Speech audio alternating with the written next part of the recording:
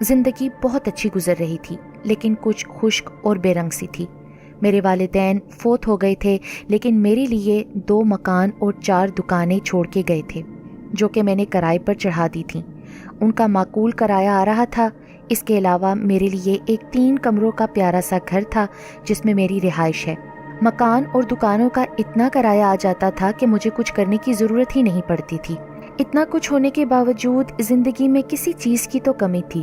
ایک دن چچا منظور، جو کہ میرے کرایہ دار تھے، انہوں نے مجھ سے کہا، علی بیٹا کب تک یوں اکیلے رہو گے، شادی کر لو۔ ان کی بات سن کر میرا دل زور سے دھڑکا اور میں اچھل پڑا۔ بات سامنے کی تھی، لیکن اس دن سے میں بھی کسی خوبصورت لڑکی کو دیکھتا تو من میں خود بت سی ہونے لگتی، لیکن یہ خود بت اس لڑکی کے سامنے سے ہٹتے ہی ختم ہو جاتی۔ چچا منظور نے پھر ایک دن پوچھا، اور پھر کیا سوچا شادی کے بارے میں؟ چچا شادی تو کر لوں، لیکن کوئی لڑکی نظر میں جچے تو صحیح نا۔ میں نے دل پر ہاتھ مارتے ہوئے جواب دیا تو چچا مسکرانے لگے۔ وہ ایک چھوٹی سی ڈنر پارٹی تھی جو کہ میرے رشتے کے ایک ماموں کی شاندار کوٹھی میں تھی، جس میں مجھے بھی انوائٹ کیا گیا تھا۔ میں ایسی محفلوں میں کم ہی جاتا ہوں، لیکن یہاں ایک تو بات رشتہ داری کی تھی، اور دوسرا یہ کہ میرے تعلق دار اور اپنے مجھے مغرور سا سمجھتے تھے، اسی لیے میں نے یہ پارٹی اٹینڈ کی۔ کھانا ابھی تک شروع نہیں ہوا تھا۔ میں 10 بجے وہاں پہنچا تھا اور 12 بجنے والے تھے۔ ایک ویٹر سے پوچھنے پر پتا چلا کہ اس پارٹی کا کوئی خصوصی مہمان بھی ہے، اور جب مہمان خصوصی محفل میں آیا تو سب کی نظریں اس طرف لگ گئیں۔ وہ بہت ہی خوبصورت ایک خاتون تھی۔ او بھائی، یہ لیڈی کون ہے؟ ایک ویٹر سے پوچھا تو اس نے حیرت سے میری طرف دیکھا۔ کون سے شہر سے آئے ہو میاں؟ مس شاہینہ کو نہیں جانتے؟ اوہ اچھا۔ مس شاہینہ کے آتے ہی اس محفل میں جان سی پڑ گئی۔ میں مس شاہینہ کے نزدیک تو نہیں گیا، لیکن ایک کونے پر بیٹھا وہ جدھر جاتی میری نظریں اس کا تعاقب کرتی۔ اس کی عمر 30 سے کچھ زیادہ ہی تھی، لیکن اس نے اپنے آپ کو سنبھال کر رکھا ہوا تھا۔ اس نے ابھی تک شادی نہیں کی تھی۔ والد والدہ دونوں حیات تھے اور جاگیردار تھے۔ نہ جانے کتنے ہی رشتے آئے، لیکن مس شاہینہ نے کچھ نہ کچھ بہانہ کر کے ان سے شادی سے انکار کر دیا۔ یہ سب معلومات مجھے اسی محفل میں گھومتے پھرتے مل گئی۔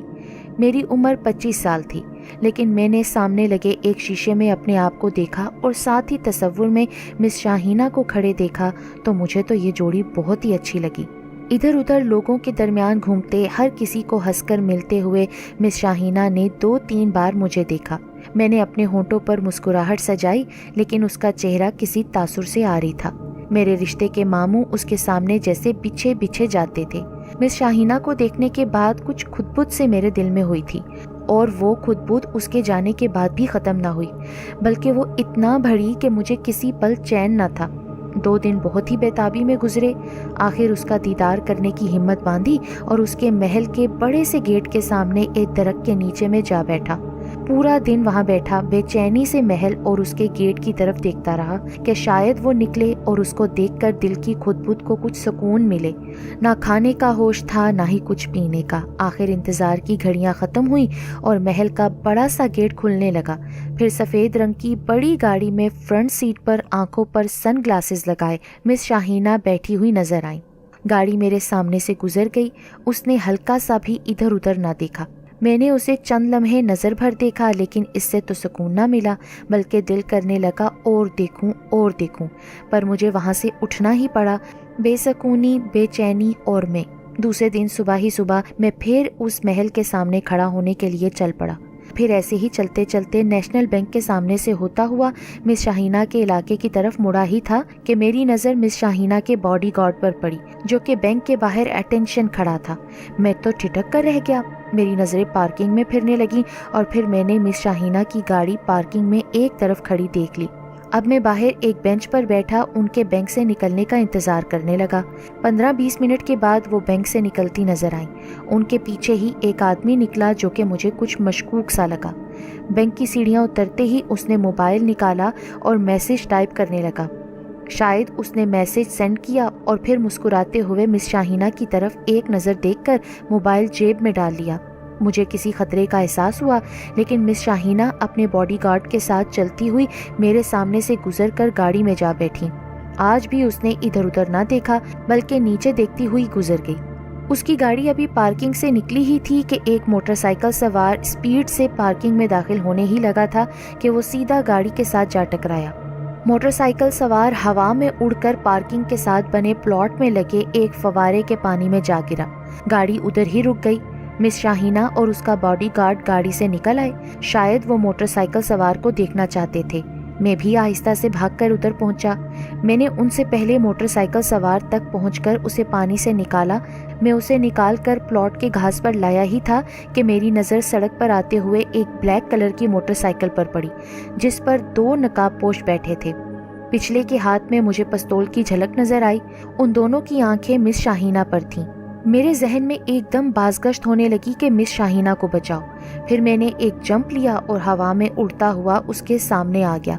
اسی وقت تڑا تڑ گولیاں چلیں۔ مجھے دائیں کندھے اور پیٹ میں گرم سلاخیں گھستی محسوس ہوئیں۔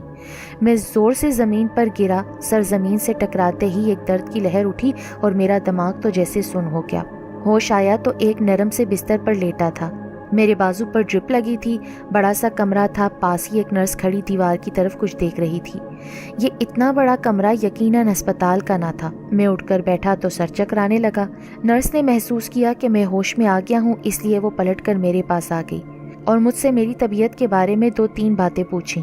میں نے سر ہلا کر اطمینان کا اظہار کیا تو وہ باہر چلی گئی۔ اس کے جانے کے چند منٹ بعد اس کے ساتھ ایک ڈاکٹر اور باڈی بلڈر ٹائپ آدمی جو کہ بڑی عمر کا تھا، ہینڈسم سا بہترین تراش خراش والا سوٹ پہنے، اس نے مجھے سلام کیا اور میں نے آہستہ سے سلام کا جواب دیا۔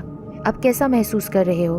ٹھیک۔ اس کے بعد ڈاکٹر میرے اوپر جھک گیا۔ اس نے پٹی اتار کر کندھے اور پیٹ کے زخم دیکھے۔ ابھی کچھ دن تک تم چل پھر نہیں سکتے۔ لیکن میں ہوں کہاں ڈاکٹر؟ تم اپنوں میں ہو، پریشان ہونے کی ضرورت نہیں، اس ہینڈسم سے آدمی نے مسکراتے ہوئے جواب دیا۔ میں اسی کا باپ ہوں جس کی تم نے اپنی جان پر کھیل کر جان بچائی ہے۔ صبح شام ڈاکٹر اور نرس میری خدمت میں لگے رہتے لیکن مس شاہینہ مجھے نظر نہیں آتی تھی۔ میں خود حیران تھا کہ جس کی میں نے اپنی جان کی پرواہ نہ کرتے ہوئے جان بچائی وہ تو شکریہ ادا کرنے تک نہ آئی۔ میں یہی سوچ رہا تھا کہ وہ کمرے کے دروازے کو نوک کرتی اندر آئی۔ وہ میرے پاس بیٹھ گئی۔ پھر باتوں باتوں میں اس نے مجھے بہت اچھے انداز سے میری طبیعت کا پوچھا، میرا شکریہ ادا کیا۔ میں تو خود پھولے نہ سما رہا تھا۔ آپ کو کیسے احساس ہوا کہ وہ موٹر سائیکل سوار مجھ پر فائر کرنے لگے ہیں؟ مجھے سامنے سے آتے ہوئے وہ مشکوک موٹر سائیکل والے نظر آئے۔ مشکوک اس لیے کہ ان کے چہرے نقاب سے ڈھکے تھے۔ پچھلے کے ہاتھ میں پستول تھا جو کہ تیار حالت میں تھا۔ وہ دونوں آپ ہی کی طرف دیکھ رہے تھے تو بس۔ اچھا جی، اب ایک لازمی اور بہت ہی امپورٹنٹ سوال، آپ نے اپنی جان کی پرواہ نہ کرتے ہوئے میری جان کیوں بچائی؟ اس بارے میں فی الحال کچھ نہیں بتا سکتا اور ہو سکتا ہے کہ کبھی نہ بتا سکوں۔ میرے اس جواب پر وہ مجھے عجیب سی نظروں سے گھورنے لگی لیکن کہا کچھ نہیں۔ تقریباً 1 ماہ تک میں نے بھرپور ریسٹ کی۔ میں اس محل سے نکلنا تو جیسے بھول ہی گیا۔ میرے ذہن میں ہی نہ رہا کہ یہ میرا گھر نہیں، اور جب میں ٹھیک ہو گیا، زخم بھر سے گئے تو اچانک مجھے جیسے یاد آیا کہ میرا اپنا بھی گھر ہے۔ تب میں نے سوچا کہ اب ان لوگوں کے سر سے اترنا چاہیے۔ اسی شام میں نے مس شاہینہ کے والد صاحب سے گھر سے اجازت چاہی تو انہوں نے مجھے کہا کہ تم نہیں جانتے کہ تم نے میری بیٹی کی جان بچا کر مجھ پر کتنا بڑا احسان کیا ہے۔ اب میں چاہتا ہوں کہ تم شاہینہ کے سیکرٹری پھر ایڈوائزر بن جاؤ کیونکہ وہ اس الیکشن میں MPA کے لیے لڑ رہی ہے۔ میں نے تمہارے بارے میں پوری تفصیلات کر لی ہیں۔ تم پڑھے لکھے اور لائق ہو۔ اگر تمہیں آفر اچھی لگے تو تنخواہ اور رہائش وغیرہ کے بارے میں بات کر لیں گے۔ میں نے تو مس شاہینہ کے والد صاحب کے جانے کے بعد ہی آفر قبول کر لی تھی۔ مجھے تو بس مس شاہینہ کے ساتھ ایک بہترین وقت گزارنے کا موقع مل رہا تھا۔ رات آدھی گزر گئی تھی کہ مجھ پر غنود کی طاری ہونے لگی۔ میری آنکھیں بھوچل ہو کر بند ہونے لگیں کہ اچانک مجھے لگا کہ کھڑکی کے سامنے سے کوئی سایہ لہرایا ہو۔ جیسے آہستہ آہستہ میں نیند کی وادی میں جا رہا تھا، اسی طرح آہستہ آہستہ اٹھ بیٹھا اور پھر کھڑکی پر جا کر باہر دیکھنے لگا۔ میری نظریں لان میں گردش کر رہی تھیں۔ مس شاہینہ کے کمرے کی دیوار کے باہر مجھے وہ سایہ کھڑا نظر آیا۔ میں نے جلدی سے کھڑکی کھولی اور اس میں سے اتر کر باہر کود گیا۔ میرے قدم زمین پر ٹکتے ہی ہلکی سی تھپ کی آواز آئی۔ اس سائے نے پھر بھی میری طرف پلٹ کر نہ دیکھا۔ سیدھا ہوتے ہی میں اس کی طرف دوڑ پڑا۔ گھاس تھا اور میں ننگے پاؤں بھاگ رہا تھا۔ عجیب سی دھمک پیدا ہو رہی تھی لیکن وہ سایہ اسی طرح مس شاہینہ کی کھڑکی کے سامنے مجھ سے بے پرواہ کھڑا تھا۔ میں گردش کر رہی تھی۔ مس شاہینہ کے کمرے کی دیوار کے باہر مجھے وہ سایہ کھڑا نظر آیا۔ میں نے جلدی سے کھڑکی کھولی اور اس میں سے اتر کر باہر کود گیا۔ میرے قدم زمین پر ٹکتے ہی ہلکی سی تھپ کی آواز آئی۔ उस साए ने फिर भी मेरी तरफ पलट कर ना देखा। सीधा होते ही मैं उसकी तरफ दौड़ पड़ा। घास था और मैं नंगे पांव भाग रहा था। अजीब सी धमक पैदा हो रही थी, लेकिन वो साया उसी तरह मिस शाहीना की खिड़की के सामने मुझसे बेपरवाह खड़ा था। मैंने उसके पास पहुंचकर उस पे छलांग लगा दी, लेकिन मुझे एक हैरत का झटका लगा क्योंकि मैं उस साए में से उड़ता हुआ घास पर जा गिरा। वो हकीकत में साया ही था, लेकिन किसका? मैंने इधर उधर देखा, मुझे वहाँ कोई आदमी नजर न आया जिसका वो साया हो। फिर मैंने जल्दी से उस साए की तरफ देखा जो मुसलसल मिस शाहीना की खिड़की पे नजरें जमाए खड़ा था। मेरे जिस्म से तो ठंडा पसीना निकलने लगा। उस साए की किसी आदमी के बगैर यहाँ मौजूदगी मेरी समझ से तो बालातर थी। ये तो कोई मुझे मावराई चक्कर लग रहा था। मुझे तो बहुत सख्त डर लगने लगा। मेरे मुंह से खुद ब खुद निकला ला हौल वला कुव्वत, और उसके फिजा में बुलंद होते ही उस साए ने मेरी तरफ सर घुमाया। मेरी जुबान पे विर्द जारी रहा और मेरे देखते ही देखते वो साया गायब हो गया। मेरे मुंह से घुटी घुटी चीख निकली। मैं हैबत से पीछे उलटकर गिर पड़ा। जाने कितनी देर में बेसुध सा लॉन के घास पे पड़ा था। उधर सुबह की आजान हुई और इधर मैं उठकर बैठ गया। मैं उस लॉन में बेयकीनी से अपने आप को देखने लगा और सोचने लगा, वो वाकई में सच था या कोई ख्वाब था। ये सोचते हुए मैं वहां से चलते हुए कमरे में आकर बेड पर गिर सा गया। वो साया बार बार मेरी आंखों के सामने लहरा सा जाता और फिर मैं नींद की गहरी वादी में चला गया।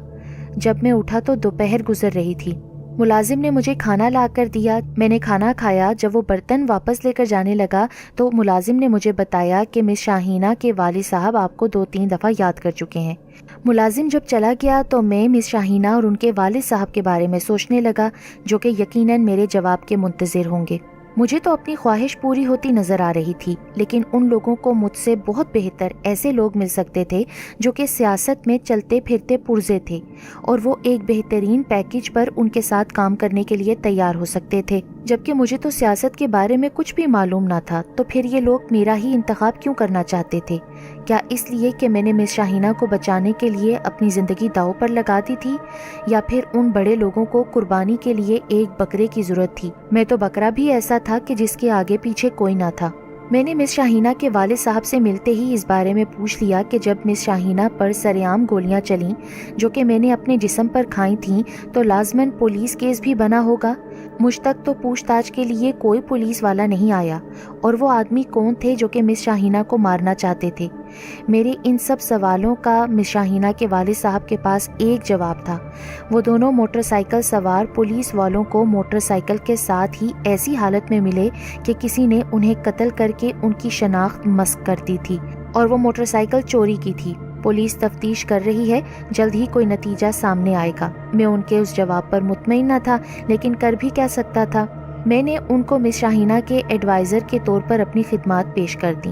वो मेरे इस फैसले पर बहुत खुश लग रहे थे। उन्होंने मुझे मिस शाहीना से मिलवाया। मिस शाहीना का चेहरा देखते ही मुझे रात का वाकया याद आ गया। उनका चेहरा बिल्कुल हशाश बशाश था। इसका मतलब था कि अभी उसका इस साए से वास्ता नहीं पड़ा था।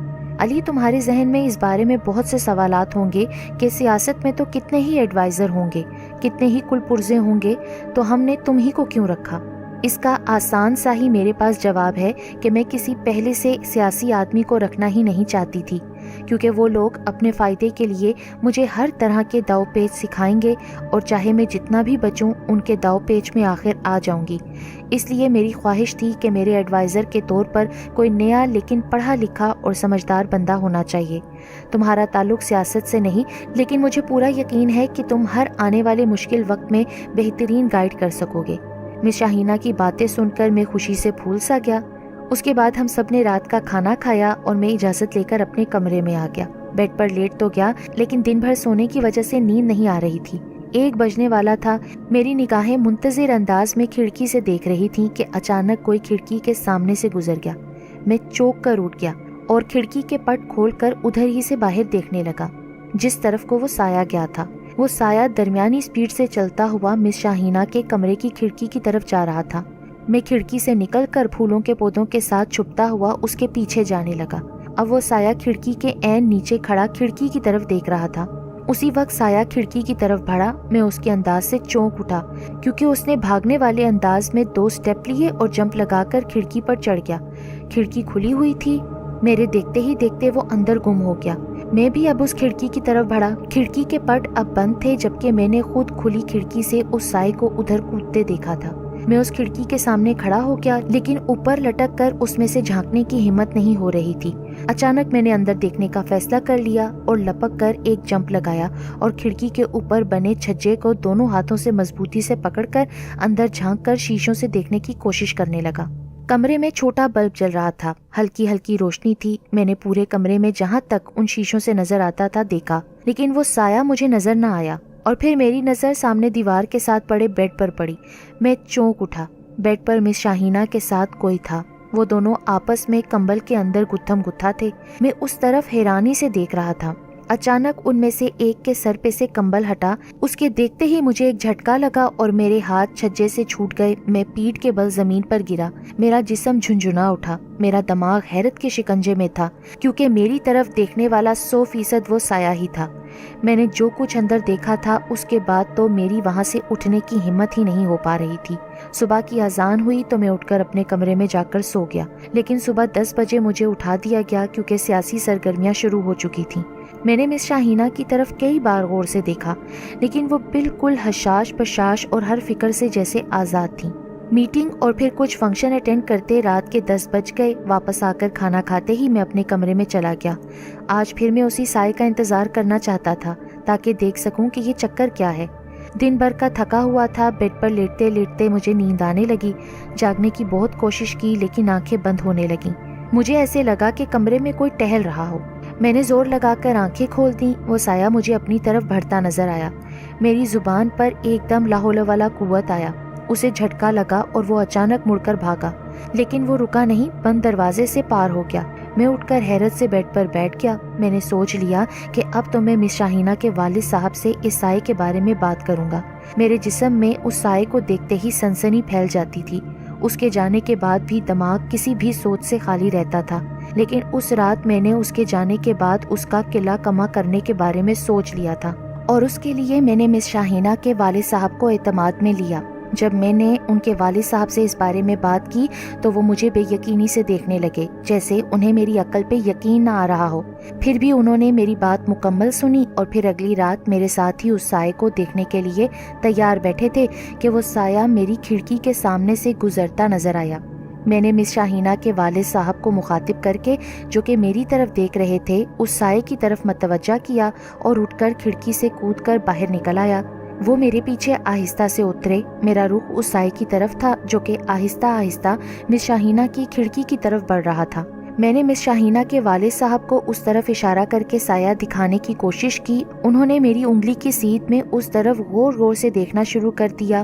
روشنی کم ہی تھی لیکن اتنا بھی اندھیرا نہ تھا کہ وہ سایہ ان کو نظر نہ آتا۔ آج پھر سایہ کھڑکی سے لٹک کر اندر چلا گیا۔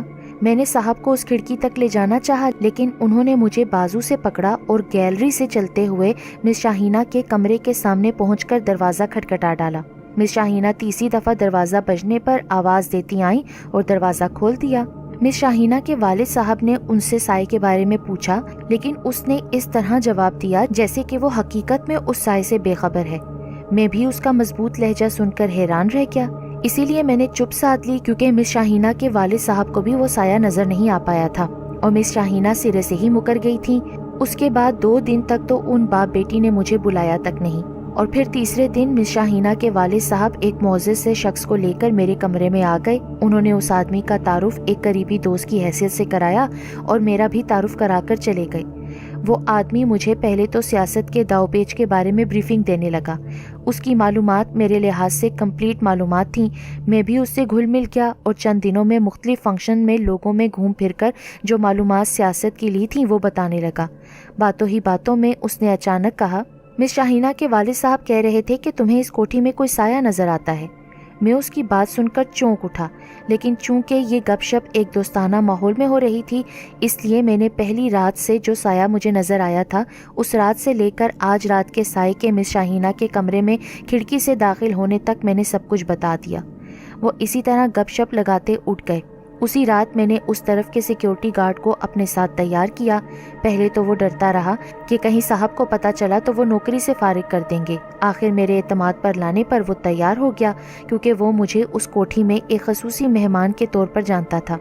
رات کے 1 بجتے ہی وہ سایہ کوٹھی کی بڑی دیوار سے برآمد ہوا۔ میں سیکیورٹی گارڈ کے پاس ہی بیٹھا تھا۔ میں اسے دیکھتے ہی الرٹ ہو گیا اور سیکیورٹی گارڈ کو الرٹ کیا۔ وہ میرے ساتھ ہی اس کوٹھی سے نکلا اور ہم آگے پیچھے اس سائے کے تعاقب میں چل دیے۔ سر، وہ کدھر ہے سایہ؟ سیکیورٹی گارڈ کی بات سنتے ہی میں تو ٹھٹک کر رک گیا۔ سایہ تو ہمارے سامنے ہی ناک کی سیدھ میں ایسے ہی جا رہا تھا جیسے کوئی آدمی نیند میں چل رہا ہو۔ میں نے پلٹ کر غور سے اس گارڈ کو دیکھا۔ میرے اچانک یوں پلٹ کر دیکھنے سے وہ کنفیوز ہو گیا اور گڑبڑا کر بولا، وہ سر جی، سایہ مجھے نظر نہیں آ رہا۔ میں اس کی بات سن کر حیران رہ گیا۔ میں نے اس سے ٹارچ لی اور احتیاط سے 2 دفعہ جلا کر اس سائے پر ڈالی۔ اس سائے نے پلٹ کر دیکھا۔ میرے منہ سے بے ساختہ نکلا لا حول ولا قوت۔ ان الفاظ کا فضا میں گونجنا ہی تھا کہ وہ سایہ غائب ہو گیا۔ سیکیورٹی گارڈ بھی مس شاہینہ کے والد صاحب کی طرح اس سائے کو دیکھ نہ پایا۔ میں نے سوچا کہ ہو سکتا ہے کہ وہ صاحب ذرا بڑی عمر کے ہیں تو ان کی نظر کچھ کمزور ہو، لیکن اس سیکیورٹی گارڈ کو بھی وہ سایہ نظر نہ آیا تو میں پریشان ہو گیا۔ میں نے اس گارڈ کو واپس اس کی ڈیوٹی پر جانے کو کہا اور خود اپنے کمرے میں جا کر اس سارے چکر کے بارے میں سوچتے ہوئے گہری نیند میں چلا گیا۔ دوسری شام ایک 3 پیس سوٹ والا میری عمر سے کچھ بڑا آدمی صاحب کے ساتھ نظر آیا۔ صاحب نے پہلے اس کا تعارف کرایا، وہ بھی سیاست کا ایک چلتا پھرتا پرزا تھا۔ پھر انہوں نے میرا تعارف کرایا تو اس نے طنزیہ لہجے میں کہا، اچھا تو یہ ہیں علی صاحب۔ مجھے اس کا لہجہ بڑا ناگوار گزرا، لیکن میں چپ رہا۔ اس کے بعد وہ نیا آنے والا آدمی مس شاہینہ کے ساتھ نظر آنے لگا۔ صاحب اور مس شاہینہ مجھے اگنور کرنے لگے۔ اب رات کو وہ سایہ میرے ارد گرد نظر آنے لگا۔ میرے اندر ڈر بسیرا کرنے لگا، میرا دماغ چٹکنے لگا اور وہ نیا پرزا آتے جاتے مجھ پر طنز کے تیر برسانے لگا۔ ایک دن میرے صبر کا پیمانہ لبریز ہو گیا۔ میں نے اس کے ساتھ ہاتھا پائی کی، مجھے بڑی مشکل سے قابو کیا گیا۔ میرا دماغ بہت ہی گرم تھا۔ میں صاحب کے ساتھ اپنے کمرے میں بیٹھ تو گیا، لیکن میرا دماغ سلگ رہا تھا۔ مجھے پتا چل گیا تھا کہ اس نئے آدمی کو میری جگہ رکھ لیا گیا ہے۔ شاید اس سائے والے واقعے پر میری ذہنی صحت پر شبہ کیا جا رہا ہے۔ اچانک بیٹھے بیٹھ میں اٹھ کھڑا ہوا اور شور مچانے لگا۔ جو کچھ ہاتھ میں چڑھا ادھر ادھر پھینکنے لگا۔ سیکیورٹی گارڈ آ گئے، مجھے قابو کر کے باندھ دیا گیا۔ جانے کہاں سے اب ڈاکٹر وارد ہوا اور مجھے دائیں بازو پر انجیکشن لگا دیا۔ انجیکشن لگنے کے بعد مجھے نیند آ گئی۔ شام کا اندھیرا پھیل رہا تھا۔ میری دھندلی آنکھوں کے سامنے وہ سایہ کھڑا جیسے مجھ پر ہنس رہا تھا۔ جب مجھے ہوش آیا تو میں ایک سلاخوں والے کمرے کے اندر تھا، فرش پر بچھی چادر پر لیٹا ہوا تھا۔ اس کمرے میں اکیلا تھا۔ میرے حواس کام کرنے لگے تو مجھے سمجھ آیا کہ وہ پاگل خانے کا ایک کمرہ تھا۔ میں اپنا سر پیٹ کر رہ گیا۔ میں اٹھا ہی تھا کہ وہ سایہ سلاخوں کے ساتھ آ کھڑا ہوا۔ فضا میں عجیب سی سنسناہٹ ہو رہی تھی، جیسے کہ وہ کچھ بول رہا ہو۔ میں نے غور سے سننے کی کوشش کی تو مجھے سمجھ آیا کہ وہ کہہ رہا تھا، وہ صرف میری اور میری ہے، میری اور اس کی چاہت کے بیچ کبھی کوئی نہیں آ سکتا، وہ مجھے اپنا چکی ہے۔ یہ کہتے ہی وہ کہکہا لگا کر غائب ہو گیا۔ اب مجھے پتا چلا کہ مس شاہینہ اتنی خوبصورت اور مالدار ہونے کے باوجود بھی ابھی تک کنواری کیوں تھیں، کیونکہ اس کا عاشق ایک آسیبی سایہ تھا جو کہ اس پر مکمل چھایا ہوا تھا۔